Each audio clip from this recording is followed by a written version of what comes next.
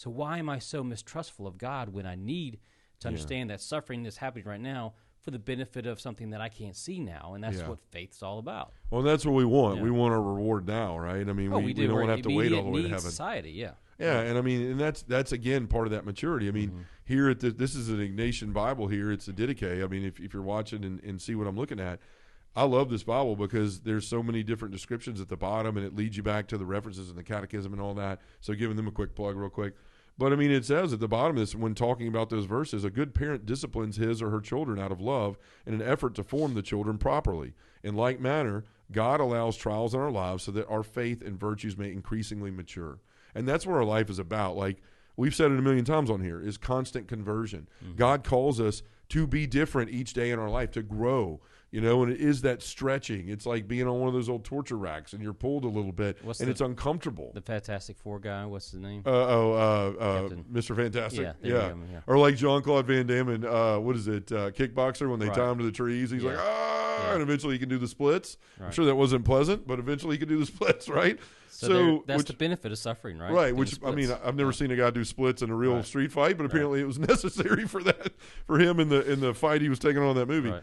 But either way, like, it's that stretching, we have to remember that. So maybe you're somebody out there right now that's feeling like in the place I was this week. And again, my sufferings may not seem great to you, but at the time where I was, they seemed very great to me. And if my wife was sitting here across from me, she would tell you, like, how she was feeling for me because she saw the despair and the places I allowed myself to get because I didn't handle my suffering well, right? For whatever reason, God allowed me to go through some desolation for the last couple of weeks, and I didn't receive it well, right? So how did I come out of it? Really, I've just started to in the last day or so. And, one of the things that I always try to do when I'm feeling this, and as we've said before, Mother Teresa, one of the greatest saints, St. Teresa of Calcutta, said that she didn't feel God for 50 years in her life, but yet look at the life that she lived.